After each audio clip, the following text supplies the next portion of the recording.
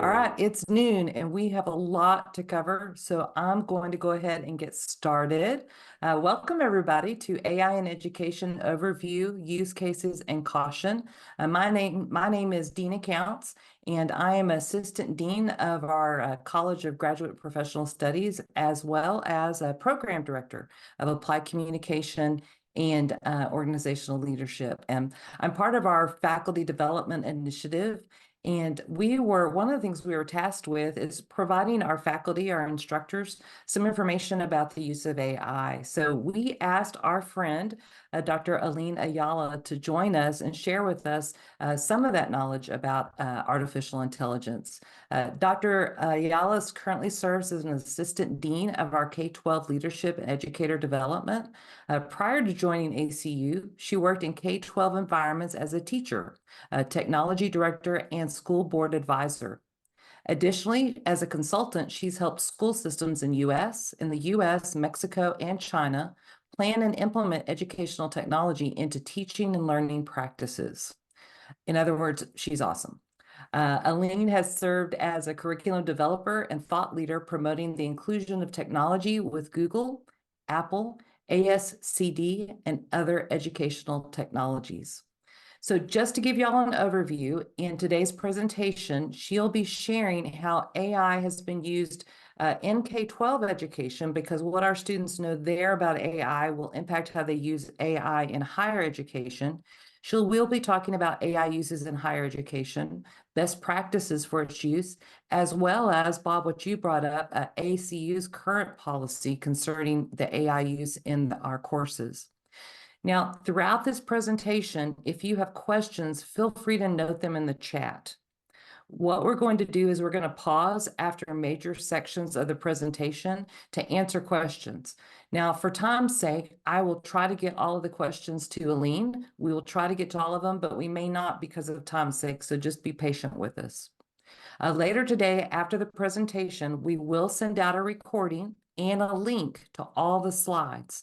One of the things that I've loved about what Alline does is in all of her slides, she has links to further documents and the original source, just in case you're interested in investigating further on a certain topic.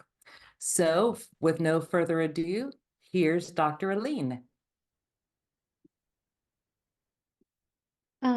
Hello, everyone. Thank you so much for having me here today. I just wanted to double check. Can you see the screen? Yeah? Yep. Because Yes. on my side, it says it's being paused. So, It's being what? We paused. can see everything, so Let me give it one more try to Now make sure we can't. We yeah, could now we before. can't see it. Yeah. There we go. Yep. Ah, there we go. Good. Thank you so much. So thank you so much for that introduction. I've been in education for a long, long time. I think I graduated from my bachelor's on a Friday and I started working as a teacher on a Monday.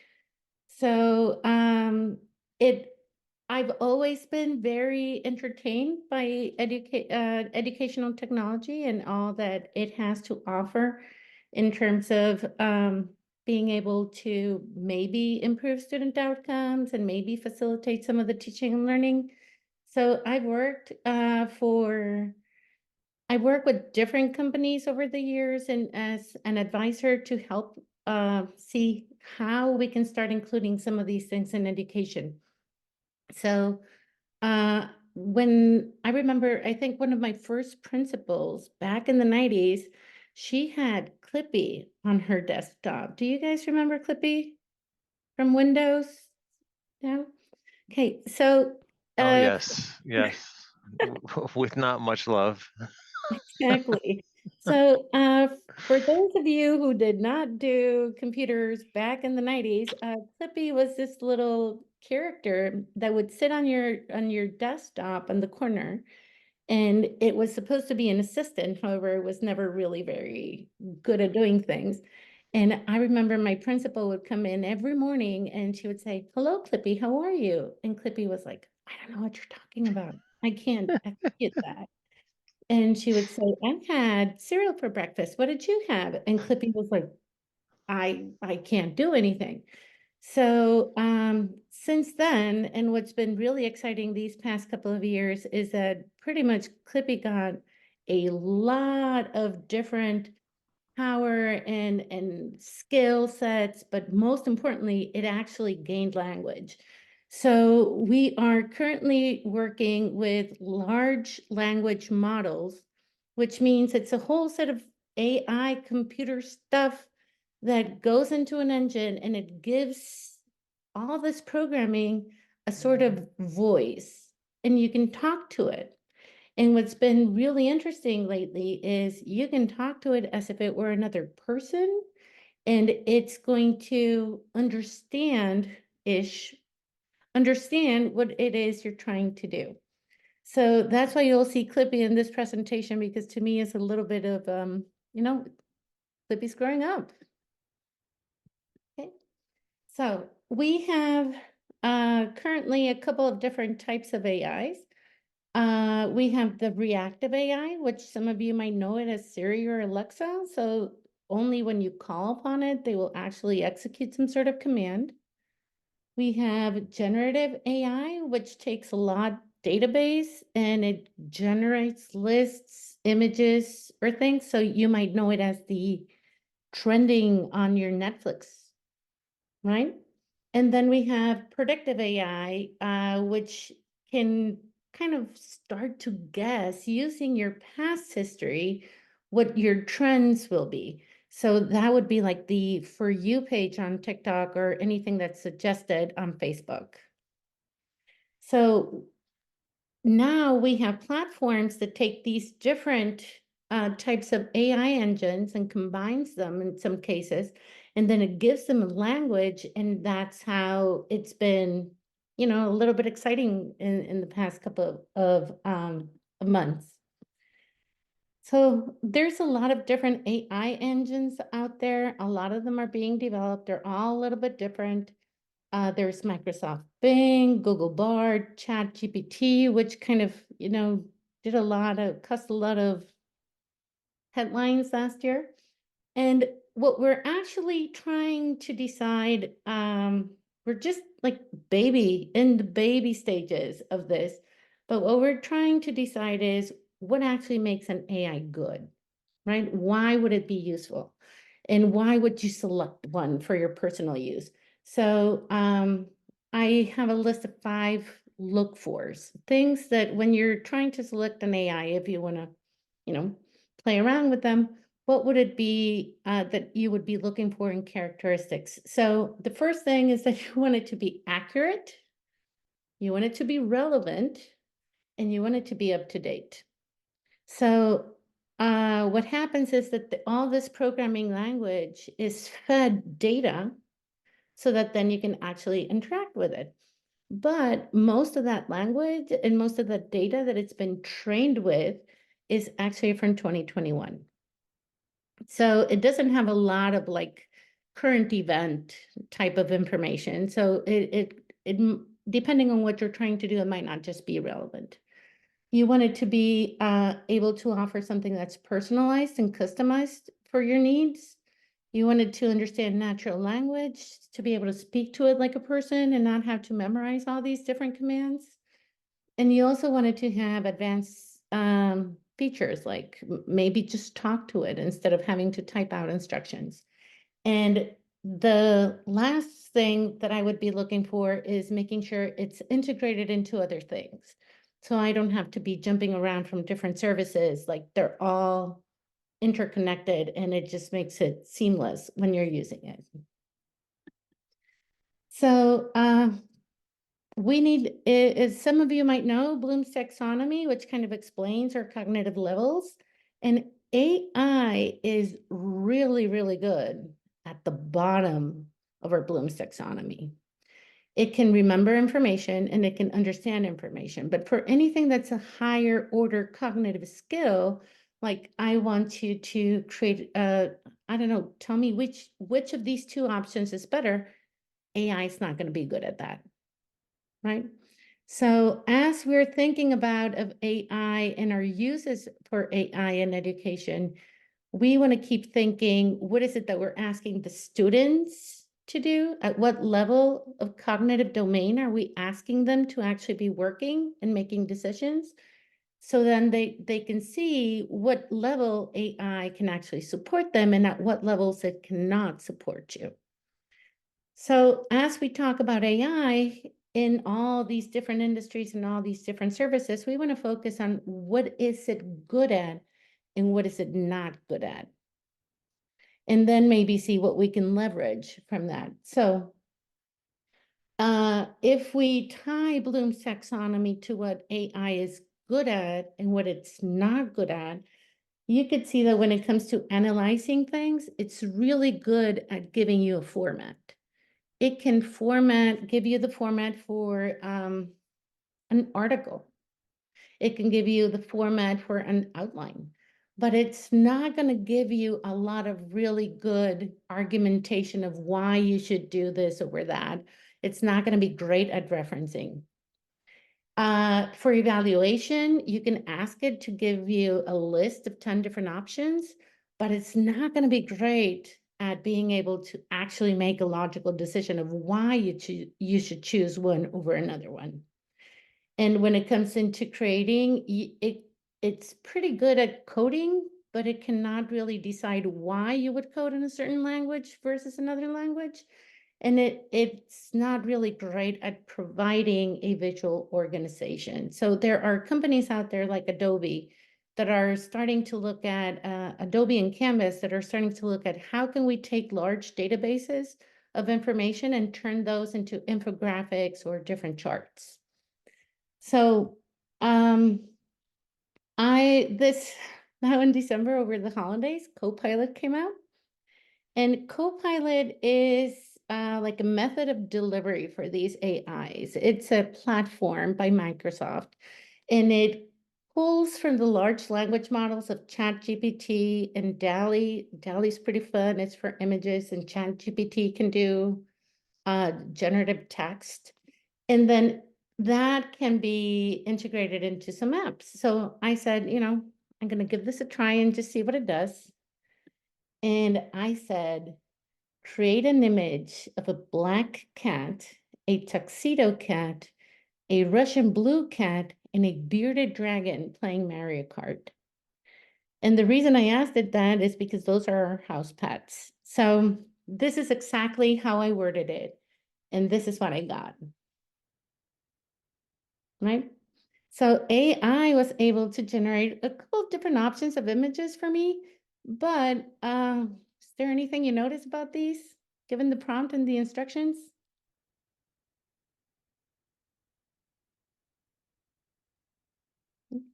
So you'll probably notice that I asked for 3 different cats, and on the first image, I only got 2.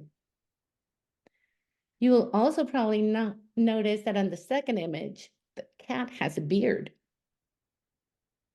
right? And exactly, it took tuxedo literally, and on the second image, I didn't get a tuxedo cat and a black cat. I actually got 2 tuxedo cats. So an image is worth 1,000 words, right? So if it does this with images, imagine what it does when it comes to writing and doing research. It makes mistakes. It is not perfect. So a lot of this feedback that all this output that we're getting from these different computer generated texts and images need to have our expert eye just go over everything, because obviously it's not perfect and it makes mistakes. So we do need to think about what's the good and what's the bad of it. We need to recognize that it was trained with pre-2021 available data. So for current events, it's not going to be fantastic. And then there's also this thing that happens. It's called hallucinations. It knows something needs to be there. It doesn't quite know what, and it just makes a random guess, right? So when is it that we should be using this? So we have like a little flow chart, and this is some of the early type of flow charts we started to create to say, should we use it, should we not use it? And the main thing it starts is does it matter if the output is true? If it matters that the output is true, don't use it. If it doesn't matter, and it's about something more ephemeral, go for it, use AI, right? So let me just stop there for a minute. Does anybody have any questions so far? I do. This is Bob Houseman. I'm just curious if you've heard about and what your thoughts are on the recent lawsuit by the New York Times against, I think it's Microsoft and Google, about them training on their copyrighted material and suing them for, I think it's billions of dollars, to be honest. Yes. So I think the technology is very impressive. It doesn't mean I like the way they got there. Right. That's a great answer. And it has a lot of potential. There is a lot of copywriting issues going back and forth. Yeah. So many people, they poured their souls into art and created and just gave lifetimes to developing a craft that this computer just takes over in a second. So my mom was reminding me that when she was little, she was not allowed to take a calculator to school. And, eventually we got there. And she said dictionaries and thesauruses were like ridiculously expensive. Yep. And so we're kind of in that section, and there's a lot of gray area that we just have not figured out because we're so in early times. But we'll get to a little bit more about that at the end of our presentation. But yeah, again, I think the technology is impressive, and I really don't like how they got there. Okay. I really appreciate knowing that it was trained up to 2021. I did not know that. I thought it was much more current. They updated every couple of every couple of cycles, and each AI is updated at different times. So I just general kind of to 2021, but it's going to be like in a year that it's going to be like up to Yeah. date. Yeah, sure. Mhm. Thanks. Thank you, Bob. Okay, so our next little section is called AI in K-12, and these are some of the early adoption practices that we're seeing in the classroom. Not a lot of people are doing it, but there's a lot starting. There's momentum forming.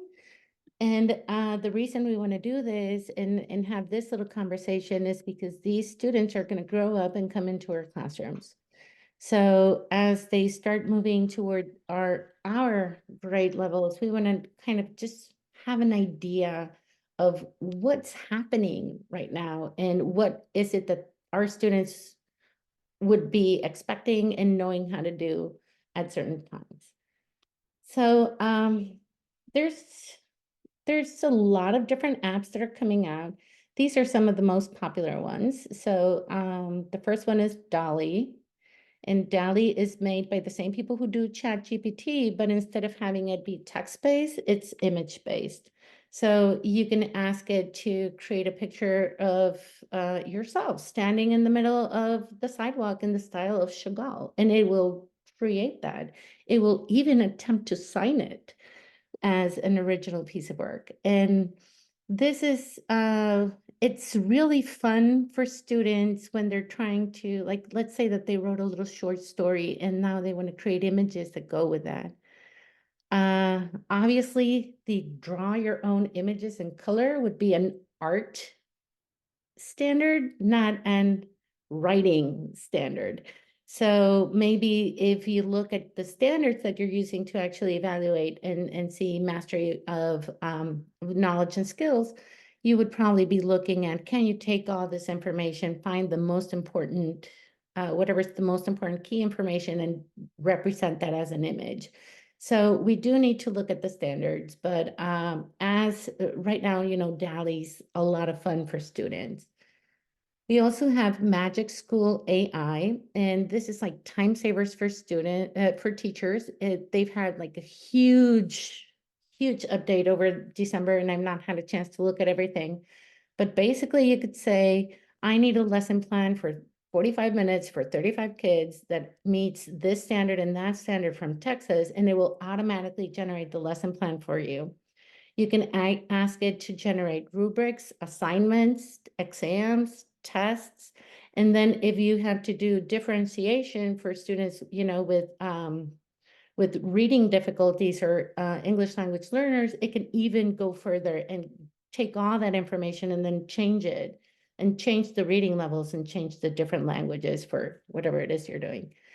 I also think that it's really interesting that it can also do behavior intervention suggestions. So if you're having trouble with a student, you can kind of tell it the story and it will recommend a couple of techniques for you to try.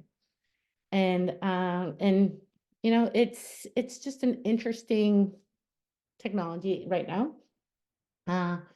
Then Khan Academy also started Camigo, and Camigo can also do lesson planning. But what's really interesting about this one is it does just-in-time tutoring.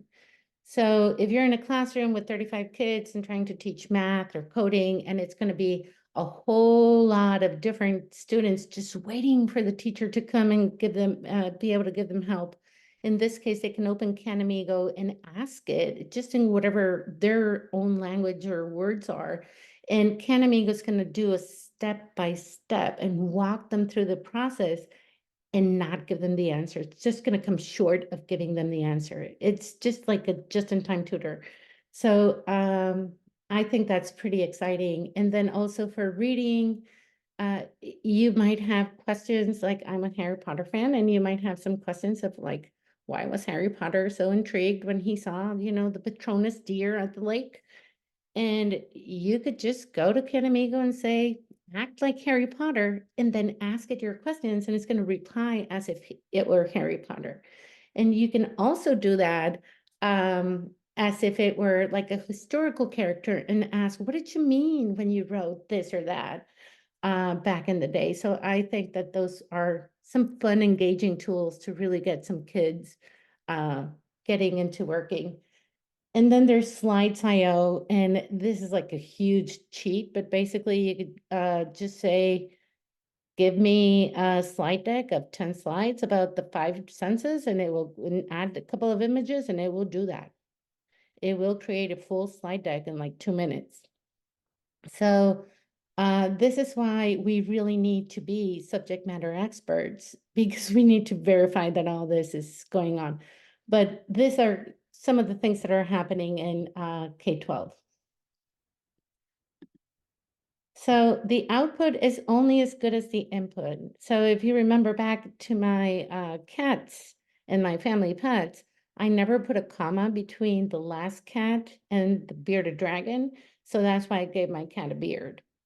So we need to know how to actually get good at asking questions and asking ChatGPT or DALL-E or any of these other technologies what it is exactly, and be clear about what it is that we actually want. So like we did back in the day when, internet started and we did digital citizenship and digital literacy skills, we now need to start thinking about AI literacy. How do we prepare people to interact with these new technologies?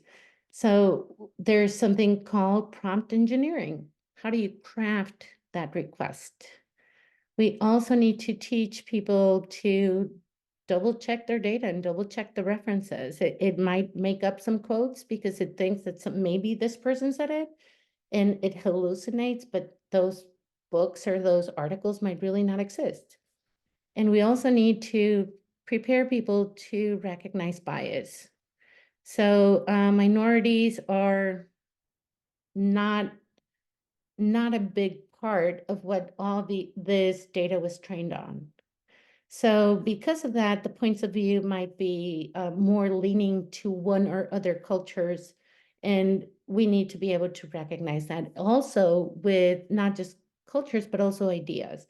If there's a lot of ideas on a lot of information on a certain idea, it might lean towards that. So for example, anybody that had a celebrity death hoax might be able to ask it for some information, and it might actually tell a live person that they've actually passed because of the information is being trained on. So On prompt engineering, I have two different documents that you can click on. One is just a lot of prompts that are recommended for teachers for them to do for themselves and just a little bit of time savers, but also some things that might be helpful for students to learn how to do. And then there's a cheat sheet for higher ed, and basically is act like a social media manager and write me a tweet about this new program that we're launching in the fall. And it will write it for you. So the prompt structure that is highly recommended right now is give it a role, ask for a result. What is it that you actually want to get back? Give it some context. Let it know why you're looking for it, and then put some limits on it. So then you don't get like a buffet style, you actually get a meal, right? So you could say, act as a social media expert to create a Twitter thread with no more than 5 tweets.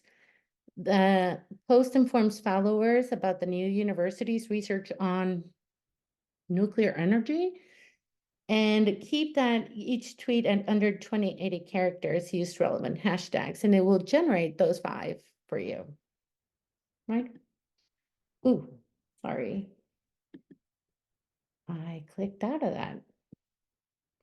So I do have a couple of examples for you to go through on your own time. With things you can start with, things you can end with. You wanted to find some context, you wanted to use certain frameworks. There's a couple of examples there for you, but in K-12, AI is like whenever people are doing projects, we can use AI as another team member on that team. So teachers are giving that AI a specific role, right? So it's going to be 3 people, and we're going to be working on the water cycle, and the AI is going to be your study buddy, right? So we're giving AI a role and making it part of a team. And that can help explaining difficult contexts, modifying the reading level of certain articles and certain research, and also changing the language and materials for those.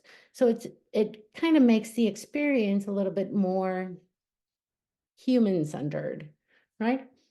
And then we have a couple of more workflows that we're sharing with students. And when should I use it? No, when you should not use it. So yes, you could use it to start an assignment. No, don't use it to completely complete something. But what I really like about this version is the last 2 steps are double check your work. You want to make sure that that is real and it is relevant and it doesn't have any mistakes. And you also want it to cite. You need to cite that it wasn't you, it was the AI.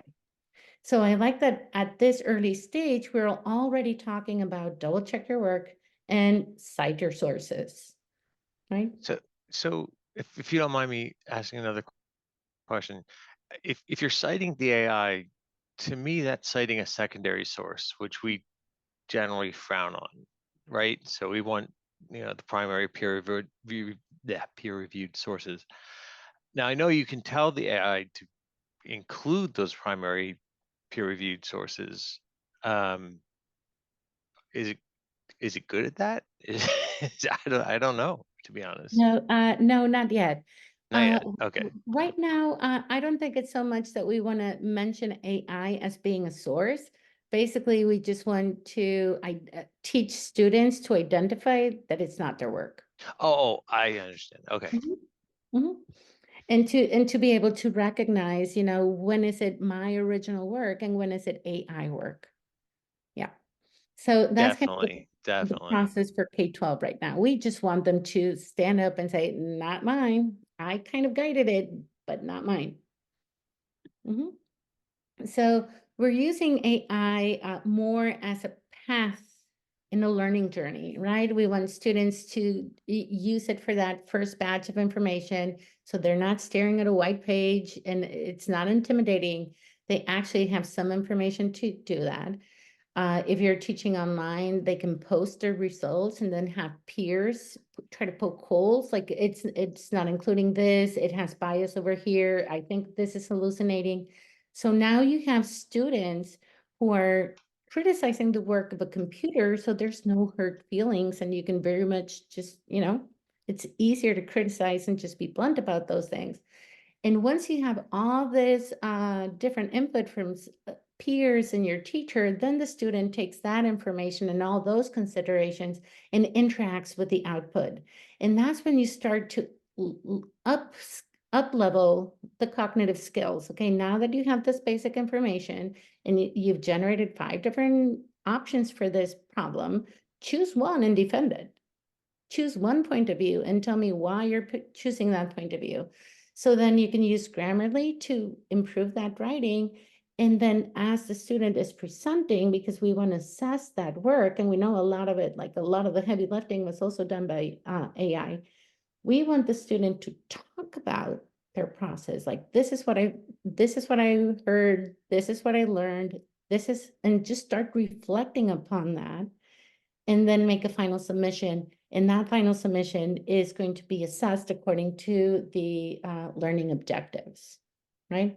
So we are incorporating AI as a tool within the learning process, but there's a lot of human input. And at the end, we want the student to be able to tell us, I was here, I got here, and this is how I did that.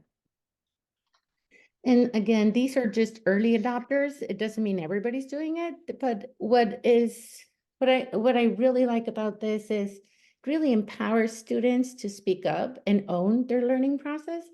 It also gives them a sense of social belonging because there's so many people helping you identify holes and giving you feedback. And it also promotes a growth mindset. That first edition, not the best one, keep at it, right?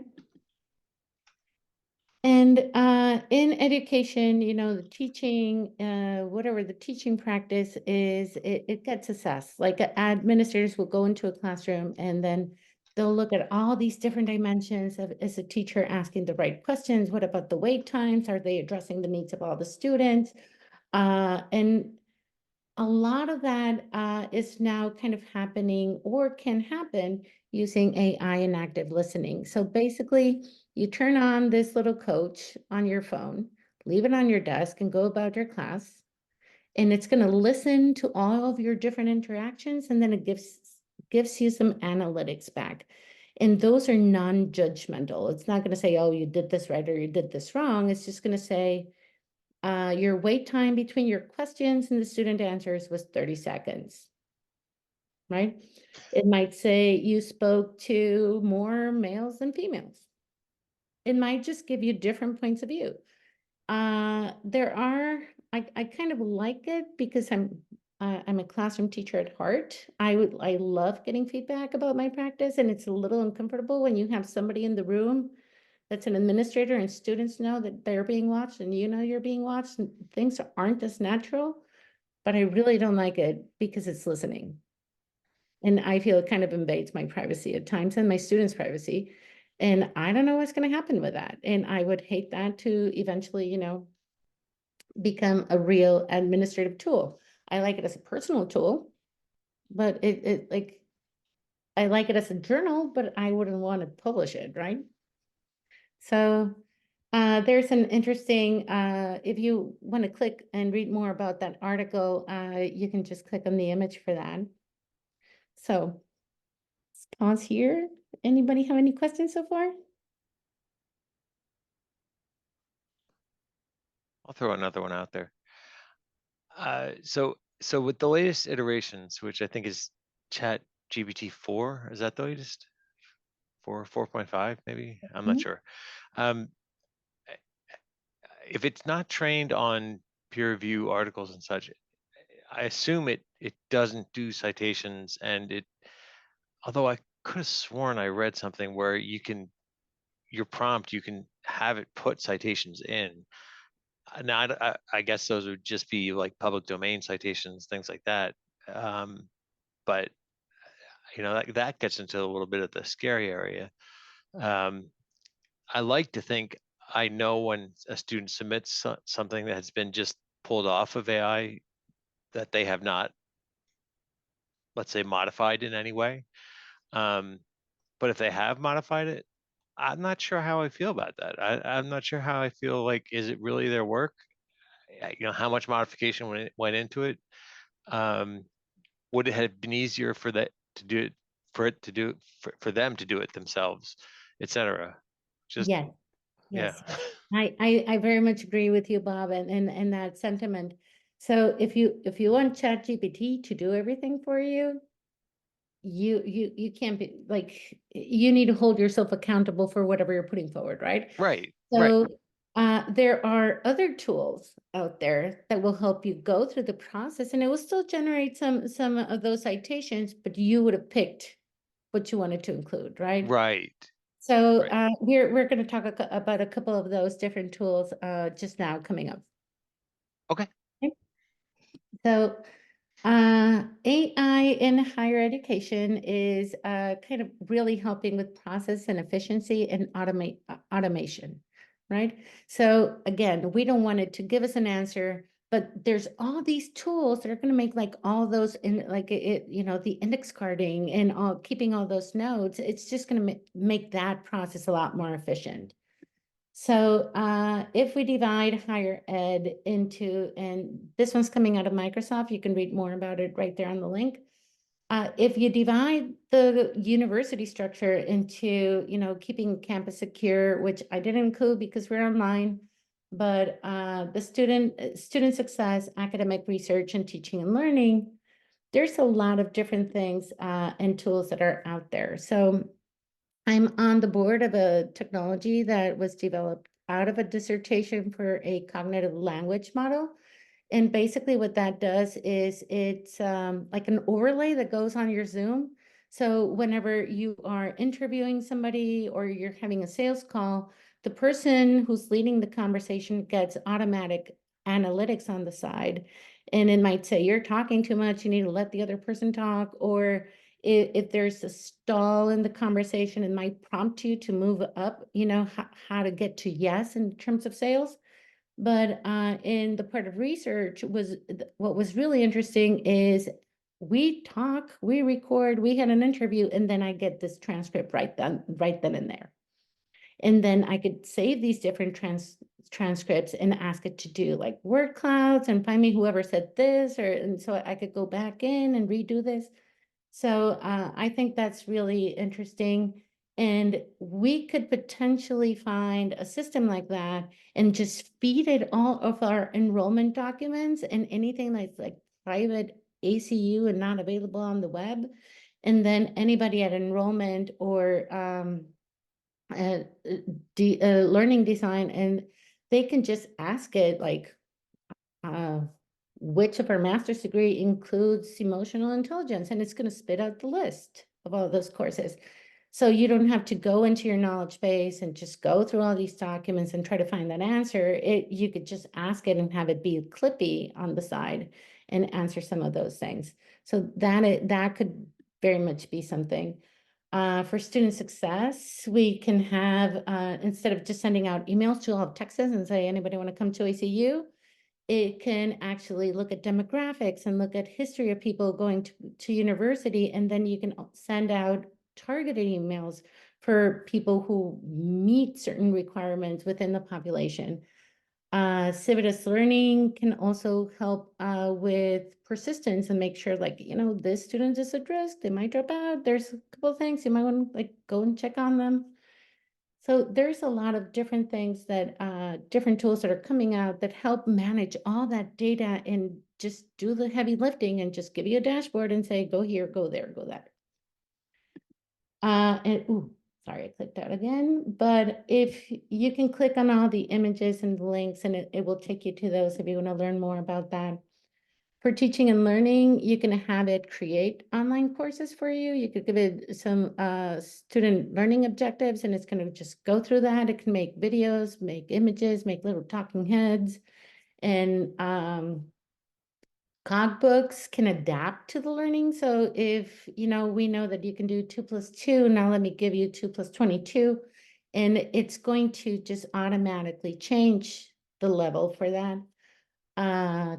Gradescope by Turnitin and Turnitin are just great at identifying plagiarism. And they're now also being able to detect AI, the use of AI. It doesn't always know for sure what it did, but it knows that it was involved, right? And for labs, Labster is, you might be training a firefighter or somebody in the science lab, and you could kind of start mixing different things, and it's going to tell you what would happen, and it just puts you in different situations. For research, and this goes back to your point, Bob, if you use lit maps is like a Mendeley where you can actually look for certain articles and it can help you do the summaries and give you the link. And then, like become a little bit of a Netflix, like, oh, you like that? You might be interested in this and this and that. So that curation process, that human-centered input happens. And you're not just going to ChatGPT and saying, just do the whole thing for me, right? Julius is also good for large data sets. You could give it really complex set of databases and it will come out with like infographics and charts. Jenny, you could try to, it will help you kind of say, this is kind of where the information is, and there's a couple of holes. You might want to, do your dissertation in this little space. And there's a lot of different tools that are just starting to creep in. We don't know. We don't know exactly how to use them. We don't know if we want to use them, and we don't know about the implications of using them. I'm just sharing that they're out there, right? So this is from UNESCO, and they do feel that AI has some sort of role within our research process. They're not entirely sure like what the parameters of that would be, but you could use it in designing the research, collecting data, analyzing the data, and writing up the results, right? I really like the idea of translating writing. And there's a lot of articles that just, some people just don't have access to because they don't know the language. But if you could ask it to just check everything that's out there and give you the results in your language, I think it just opens up new possibilities, right? So a little bit of a pause here. Anybody have any questions?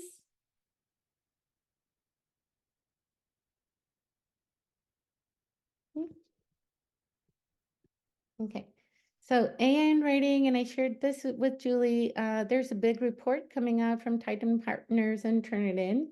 And there's just a couple of tools that I want to share with you. Grammarly has a good AI. If you're familiar with Grammarly, it's going to help with like spelling, punctuation, word voice, word choice. And it's now also saying, hey, you can put that in a letter, I will craft a letter for you. And it's now incorporating AI to be able to turn this article into a letter, turn this article into an ad, turn this article into just different things. Quillbot is a paraphrasing assistant, so it's going to help like with that little thesaurus, and you can switch out certain phrases and certain words on it. But it can also help change languages, and it can also, you could give it an article and ask it to create a summary out of it. So I think that's an interesting tool. And then we have GPT-0, not to be confused with Zero GPT. GPT-0 is like the really one you want to use. So I asked my mom to write something, and then we put it into ChatGPT and into GPT-0, and she said, that we have a mix of human and AI. And it would highlight like certain sentences for me that I could point to and say, there's some sort of AI going on here. My mom was like, yeah, I caught a lot of them. So there's the link if you want to go and consider that. And then out of the research that came out from Titan Partners and Turnitin, there's a couple of things that I just wanted to highlight within that. And it's the students' responses saying, in your writing, if it's prohibited, would you still use it? And a lot of the students said yes. A lot of the students said yes. they would probably use it, right? And anybody that's used it is kind of sold on it actually being a tool. Why? That's a different thing, but they know it helps, right? And then the other ones that I thought was interesting was, in March 2023, more students felt comfortable adopting it than instructors and then the administrators. So we were still kind of in the fence, like, how are we going to do this, right? And the beliefs on the impact of student learning, most of the students say it's fine. And us instructors and administrators, we're like, yeah, no, you don't know what you're talking about. So I think that these charts are interesting as we start to craft our policies and start to think about what is it that we want, that we just understand the point of view from the student as well and what their perspectives are on this, right? So what people felt comfortable, instructors felt comfortable with, like for that first generation, that first iteration of the writing and just help with writing and structure. But not everybody felt with like comfortable with large parts of the assignment and other things, right? So questions on that one? I have one. So our perception of AI impacts how we react to a reading of that high AI percentage. And I've read several firsthand accounts of ESL students or even students just using Grammarly, which ACU at least provides, seeing high percentages despite not really using an AI tool to create their content. What do you think are the implications, especially for those ESL students, of feeling falsely accused as we venture into this new technology? Yes. So thank you for your question. I think that in my first instance is, why would they think they need it? And a lot of the times it's because they don't have a good example. They don't know what they're being asked for. So if you go into, something like ChatGPT and you say, give me a good example of what an article is, and then you use like, oh, it can actually make some articles, and it just kind of makes it easy. It doesn't mean that they might really want to use it. It just means that why are they inclined to do that? And I think it's a good tool for providing formats and providing different structure to different things. And it can provide evidence, tools to improve your learning and just in time tutoring for that writing. But it's tricky because we all made noodles on the stovetop until we had a cup of ramen and started putting it in the microwave. So it's when something makes it easier, it's just easier to adopt. It doesn't mean it's right. It doesn't mean we want it, but it just maybe lowers the cognitive load of some of the assignments. Maybe I really don't know. I think it's kind of early on in this technology to really have an answer for that. Well, and Erica, just real quick, I would remind everybody about our AIV policy, that our AIV policy, once you, the AI fits in that, if you don't follow the AI policy for the class, and one of the first steps is always to have a conversation with the student, not saying that you did this, but rather let's have a conversation to find out what happened. And as long as we don't go in accusatory, we just really want to discover, we can find more things. But I know we need to get through this, Alline, so I'll go ahead and tackle you through the rest of it. Yes. So, thank you. So I'm going to skip over the whole part about privacy. What happens if it's recording my voice? What happens if it's recording me on video? And now it can like make deep fakes of me. And there's a lot of things that we need to really talk about that. I left a link for you on the regulation that Europe has passed. And there's some work being done at the US trying to figure out, okay, so where do we use it? Where do we not use it? What's the constraints for that? And there's a couple of documents that you can read about that. If you're interested in hearing different points of view, the digital promise listening sessions are really, really interesting. And it's just a lot of people just sharing their voices and trying to figure this out as we go. So I'm gonna, for the sake of time, I'm gonna go into the AI policies and violations. We do have links on this slide for those. And there's 3 different versions of our policy currently. One is the permissive use, and this is an announcement that can actually go into your courses, provided we have program director notice. And if you read, this one says, for this course, you could do it. It's not giving like a big brush, you go ahead and do it for the whole thing. For all of your courses, it's like in this course, you could do it. And if you're gonna do it, it's gonna be like this. I want you to document, clarify, include the analysis, tell me what you did, right? Then we have the limited version of it, and there's two different examples that you can look into that. One talks about you could do it for level 1, which is, identifying the sources. You could do it for level 2, which is producing tables. And then there's another option that says you may use it like this, you may not use it like that, right? And these are just shortened versions of what's actually in the document. And then finally, the forbidden use. This is like, no, you're just not using it. And no ifs, no buts, no coconuts. There's no AI here, period, right? And what's really important to Dina's point is if you suspect there's an AI violation, talk to your program director and they will help you navigate. Before you do anything, talk to your program director, right? So that's pretty much it.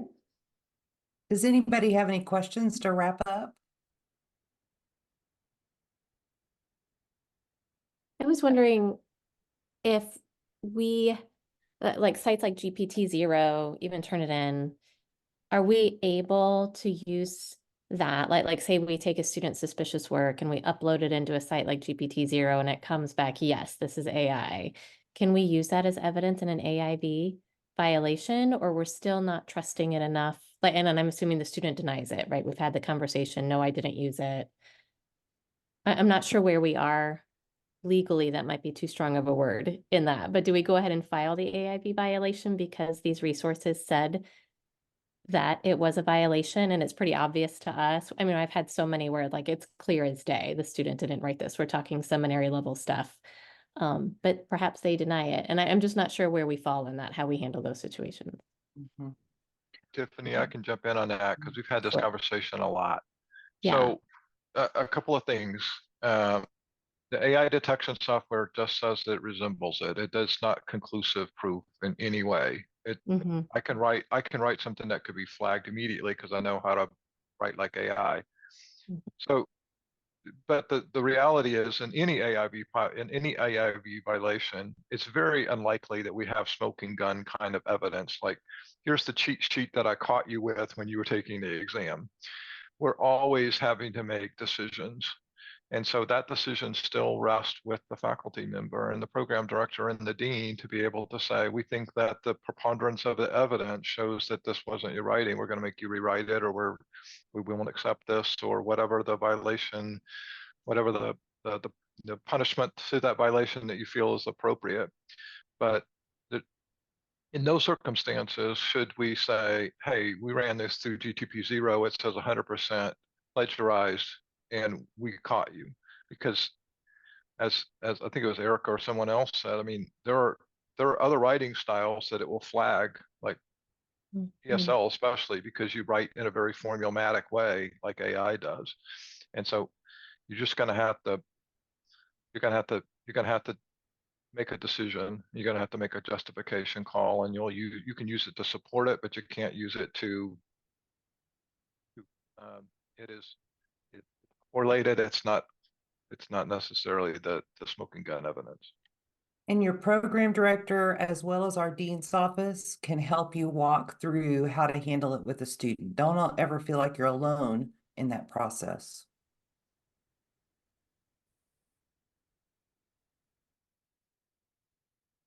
Well, thank you, Alline. We've got all kinds of thanks down in the chat. This was just so wonderful. And we will send out the recording as well as the slide deck, probably about in the next hour or two. But virtual clap for Alline, and just thank you so much for sharing your expertise. Y'all have a great day. Thank you for having me. Bye, everyone. Bye, everybody.